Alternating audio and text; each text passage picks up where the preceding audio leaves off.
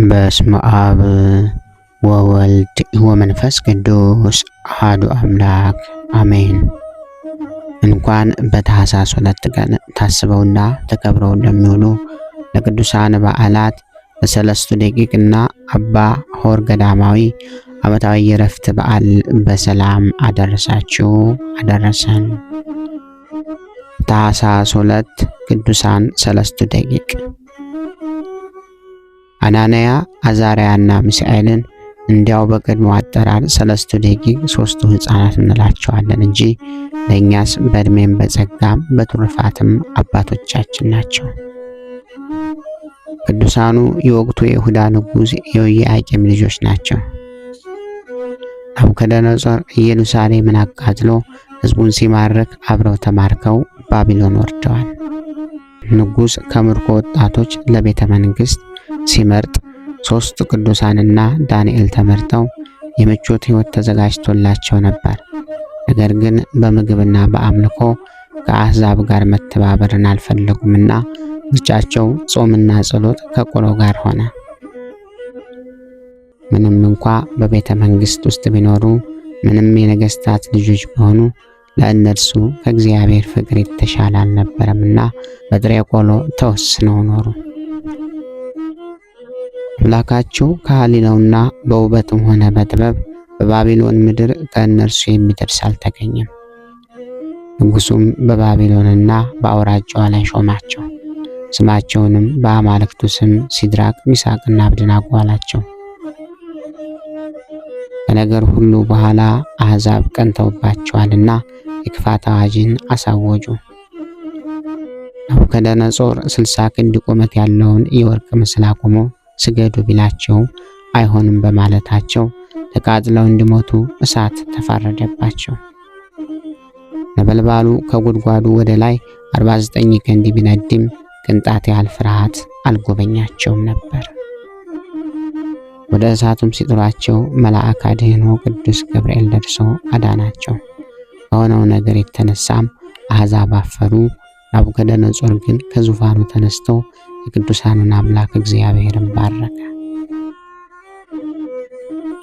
ከዚያች ቀን በኋላ አናንያ፣ አዛርያና ሚሳኤል በዓት አጽንተው በጾምና በጸሎት ተወስነው ኑረዋል። ነፍሳቸው ከሥጋቸው ስትለይ ታላቅ ነውጥ ውስጥ ሆኗል።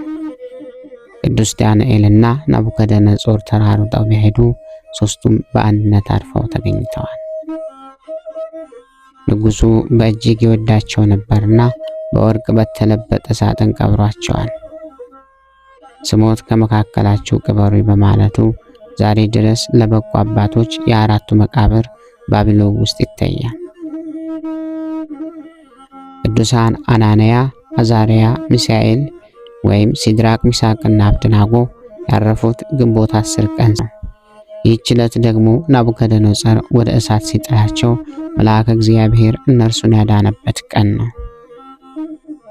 አምላካቸው ከእሳት ባወጣቸው በዚህ ቀንም የተባረከ እግዚአብሔር አምላከ አበዊነ ስብሑኒ ውእቱ ወልዑልኒ ውእቱ ለዓለም የሚለው ምስጋና ፈጣሪ ገልጾላቸው ደርሰውታል። በእሳት ውስጥም ሆነው ተናግረውታል። ድርሰታቸው 2 ወገን ሲሆን ባለ 6 አንቀጹ ምስጋናቸው ከ600 ዓመት በኋላ ክርስቶስ እንደሚወለድ የሚያሳይ ነው። ሌላኛው ደግሞ 33 አንቀጾች ያሉት ምስጋናቸው ደግሞ መድኃኒታችን ኢየሱስ ክርስቶስ በዚህ ዓለም ለ33 ዓመታት እንደሚመላለስ ያጠይቃል። ቅዱሳን ሰለስቱ ደቂቅ ካረፉ ከ900 ዓመታት በኋላ ማለትም ከክርስቶስ ልደት በ400 ዓመታት ታላቁ ቅዱስ ቴዎፍሎስ ቤተክርስቲያንን አንጾላቸው ነበርና አጽማቸውን ሊያገኝ ተመኘ። ወዳጁን ቅዱስ ዮሐንስ ሐጺርን ጠርቶ አባ አጽመ ቅዱሳንን ባቢሎን ወርደህ አምጣልኝ አለው። ቅዱሱ ሐጺር ዮሐንስም በደመና ተጭኖ ባቢሎን ገባ። በቅዱሳኑ መቃብር ፊትም ሰግዶ አለቀሰ። ሰለስቱ ደቂቅም ወዳጃችን ምን ሆንክ አሉት። ቅዱስም መልሶ ወደ ግብፅ አገር እንሂድ፣ አባ ቴዎፍሎስ ይፈልጋቸዋል አላቸው። እነርሱም ለቅዱሱ ቴዎፍሎስ እንዲህ በለው፣ እግዚአብሔር ዋጋህን ይክፈል፣ ግን አጽማችን እስከ ዓለም ፍጻሜ ባቢሎንን አይለቅም፣ ለክብርህ ግን እንመጣለን አሉት። ለምልክት ይሆን ዘንድ መብራት ሳታበራ በሌሊት ጠብቀን ብለውት ቅዱስ ዮሐንስ ሐጺርን ባርከውት ሸኙት። ሐጺርም መጥቶ መልእክትን አደረሰ። በዕለተ ቅዳሴ ቤታቸው ቅዱሳን ቴዎፍሎስ፣ ቄርሎስ፣ ሐጺርና ዮሐንስና ሌሎችም ከምዕመናን ጋር በጨለማ ሳሉ ቤተክርስቲያን ቦግ ብሎ በራ። እጅግ የሚደንቅ ብርሃንም ከበባቸው። በብርሃኑ መካከል 3 ደቂቅ ሲያልፉ በጎ መዓዛ ሸተተ። ሕዝቡም በደስታና በዝማሬ የቅዱሳኑን ቅዳሴ ቤት አክብሯል። በዚህ ዕለት ታስቦና ተከብሮ የሚውለው ሌላው ቅዱስ አባታችን አባ ሆር ገዳማዊ ነው። በዚህ ስም የሚጠሩ ብዙ ቅዱሳን ከጻድቃን ከሰማዕታትም አሉ።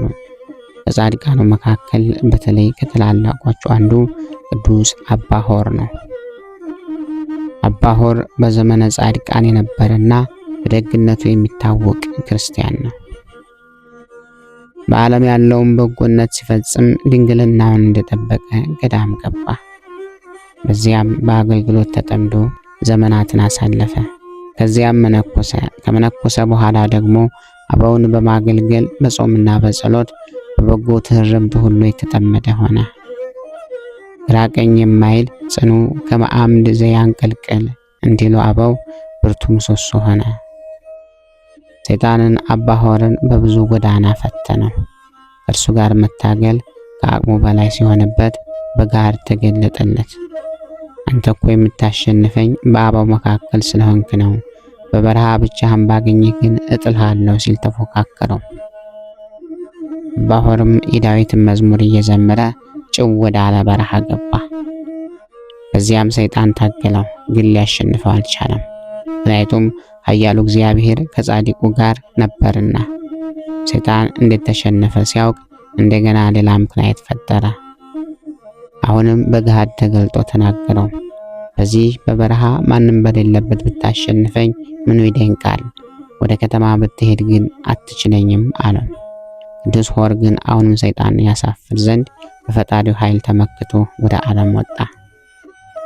እግዚአብሔር ብርሃኔና መድኃኒቴ ነው፣ የሚያስፈራኝ ማን ነው ሲል በመዝሙር 26 ከቁጥር 1 ላይ ይጸልይ ነበር። በከተማም በነበረ ቆይታ አልባሌ ሰው መስሎ ደካማን ሲረዳ፣ ነዳያንን ሲንከባከብ፣ ለድሆች ውሃ ሲቀዳ፣ እንጨት ሲሰብር ይውልና ሌሊት እንደ ምሰሶ ተተክሎ ሲጸልይ ያድራል። ሰይጣን በዚህም እንዳላሸነፈው ሲያውቅ ከሰዎች ጋር በሐሰት ሊያጣላው ሞከረ። ፈረስ ረግጦ የገደለውን አንድ ሕፃን ሲያይ ሰይጣን ሰው መስሎ ወደ አባ ሆር እየጠቆመ እርሱ ነው ረግጦ የገደለው አላቸው። የሕፃኑ ወገኖች ቅዱሱን ሲይዙት አባ ሆር ቆዩኝማ ብሎ የሞተውን ሕፃን አንስቶ ታቀፈው። ጸልዮ በመስቀል ምልክት አማተበበትና እፍ ቢልበት ሕፃኑ ከሞት ተነሳ። ለወላጆቹም ሰጣቸው። ይህንን ድንቅ የተመለከቱ የእስክንድርያ ሰዎችም ይባርካቸው ዘንድ ሲጠጉት ተሰውሯቸው በረሃ ገባ። ውዳሴ ከንቱን ፈጽሞ የጠላት ነበርና። ጻድቁ አባ ሆር ቀሪ ዘመኑን በበረሃ አሳልፎ በዚች ቀን በክብር አልፏል። አምላከ ጻድቃን ቅዱሳን ከነደደ እሳት ከዲያብሎስ ክፋትም ይሰውረን፣ ከበረከታቸውም ይክፈለን።